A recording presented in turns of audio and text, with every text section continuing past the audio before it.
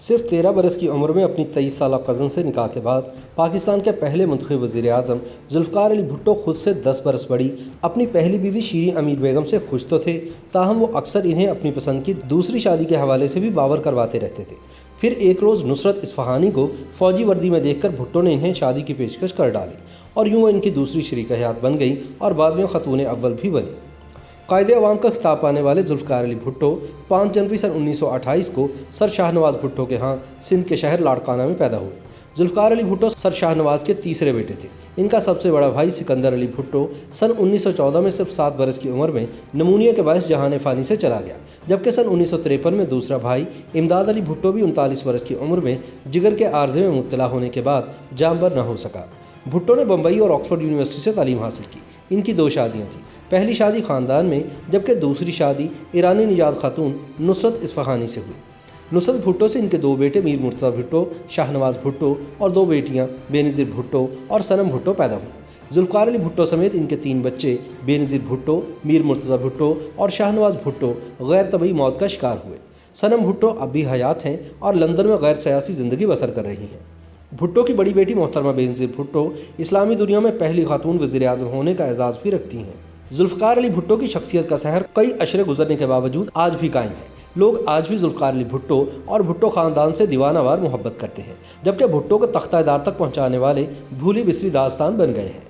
غالباً سن 1944 میں جن دنوں ذوالفقار علی بھٹو بمبئی میں زیر تعلیم تھے تو ان کے والدین نے خاندانی روایات اور دیگر مصلحتوں کے پیش نظر ان کی شادی عمر میں ان سے 10 برس بڑی شیریں امیر بیگم سے کر دی، جو اپنے جہیز میں ایک بڑی جاگیر بھی لے کر آئی۔ قیام پاکستان کے بعد یہ جوڑا پاکستان منتقل ہو گیا اور کچھ عرصے بعد بھٹو اعلیٰ تعلیم کے لیے برطانیہ چلے گئے۔ وطن واپسی پر جب بھٹو سندھ مسلم لاء اسکول میں قانون کی تعلیم دینے کے ساتھ پریکٹس بھی کرنے لگے تو کبھی کبھار نڈیروں میں مقیم اپنی بیوی سے ملنے چلے جاتے۔ شیریں امیر بیگم کی یادداشتوں کے مطابق ان دنوں ذوالفقار علی بھٹو پر قائد اعظم محمد علی جناح کی طرح سیاسی رہنما بننے کی دھن سوار تھی۔ بھٹو اپنی اس بیوی سے ناخوش نہیں تھے، تاہم وہ اکثر انہیں اپنی پسند کی دوسری شادی کے حوالے سے باور کراتے رہتے تھے۔ چونکہ شیریں بیگم کا تعلق سندھ کے روایتی بھٹو خاندان سے تھا، لہٰذا یہ ممکن نہ تھا کہ وہ پردہ ترک کر کے عوامی مقامات اور تقریبات میں بھٹو کے ساتھ نظر آئیں۔ علاوہ ازیں وہ پڑھی لکھی بھی نہ تھی۔ شیریں بیگم نے اپنے ایک انٹرویو میں کہا تھا کہ کراچی شہر میں انہیں کوئی نہیں جانتا، بلکہ لاڑکانہ میں بھی کوئی انہیں چہرے سے پہچان نہیں سکتا کہ یہ مسز بھٹو ہیں۔ بیگم بھٹو کو یہ گلہ بھی رہتا تھا کہ ان کا شوہر ان سے ملاقات کے لیے چوری چھپے کیوں آتا ہے۔ بہرحال ضیاء دور میں جب بھٹو کو پابند سلاسل کیا گیا تو شیریں بیگم نے 4 مرتبہ ان سے جیل میں ملاقات کی۔ ضیاء الحق نے صرف شیریں بیگم کو اجازت دی تھی کہ وہ اپنے شوہر ذوالفقار علی بھٹو کا آخری دیدار کر سکتی ہیں۔ شیریں بیگم سے بھٹو کی کوئی اولاد نہ تھی، تاہم انہوں نے لبنہ نامی ایک لڑکی کو گود میں لے رکھا تھا۔ شیریں بیگم 19 جنوری سن 2003 کو 82 برس کی عمر میں دل کا دورہ پڑنے کے باعث لاڑکانہ میں انتقال کر گئی۔ انہیں بھٹو خاندان کے آبائی قبرستان گڑھی خدا بخش میں دفن کیا گیا۔ بیگم نصرت بھٹو نے ایک انٹرویو میں بتایا تھا کہ وہ پہلی بار بمبئی کے قریب واقع ایک سیاحتی مقام کھنڈالہ میں ذوالفقار علی بھٹو اور ان کے خاندان سے ملی تھی۔ اس وقت نصرت کی عمر محض 11 برس تھی۔ اس ملاقات کے بعد نصرت اور ذوالفقار علی بھٹو کی بہن منور الاسلام میں دوستی ہو گئی، تاہم اگلے 9 سال تک نصرت اور ذوالفقار علی بھٹو کا آمنا سامنا نہ ہو سکا۔ سن 1949 میں دوسری مرتبہ منور الاسلام کی شادی کے موقع پر دونوں کی دوسری ملاقات ہوئی۔ سینٹ جوزف کالج کراچی سے تعلیم ختم کرنے کے بعد جب نصرت نے غالباً سن 1951 میں نیشنل گارڈ میں بطور کیپٹن شمولیت اختیار کی تو ایک روز انہیں فوجی وردی میں دیکھ کر بھٹو بے حد متاثر ہوئے اور انہیں شادی کی آفر کر دی۔ ان دنوں ذوالفقار علی بھٹو امریکہ میں پڑھ رہے تھے۔ کہا جاتا ہے کہ نصرت کو مسٹر بھٹو یوں تو اچھے لگتے تھے، لیکن ان کی پہلی بیوی کا سوچ کر نصرت نے شادی سے انکار کر دیا تھا۔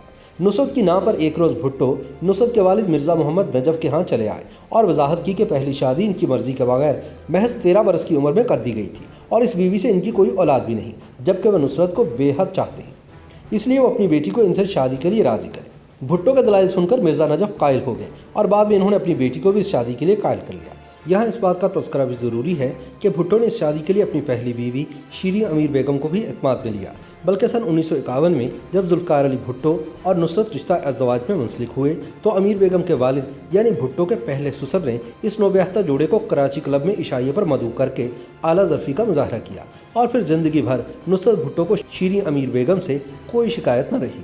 اس نوجوان جوڑے نے اپنا ہنی مون پیرس اور روم میں گزارا، لیکن چونکہ ابھی ذوالفقار علی بھٹو آکسفورڈ یونیورسٹی میں زیر تعلیم تھے اس لیے انہیں ہاسٹل میں رہنا پڑا، جبکہ نئی نویلی دلہن نصرت بھٹو ہوٹل میں مقیم ہو گئی۔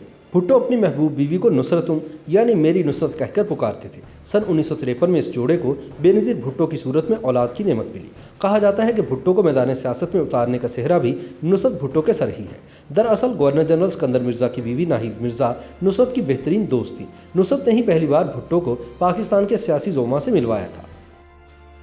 YouTube पर गूगली न्यूज देखने के लिए youtube.com की सर्च बार में गूगली न्यूज टीवी टाइप करें। गूगली न्यूज के पेज पर सुर्ख रंग के सब्सक्रिप्शन वाले बटन पर क्लिक करना ना भूलिए। YouTube पेज पर अपलोड होने वाली वीडियोस से बाखबर रहने के लिए बेल आइकन पर क्लिक कीजिए। आपको हर नई वीडियो के बारे में नोटिफिकेशन मौसूल हो जाएगा।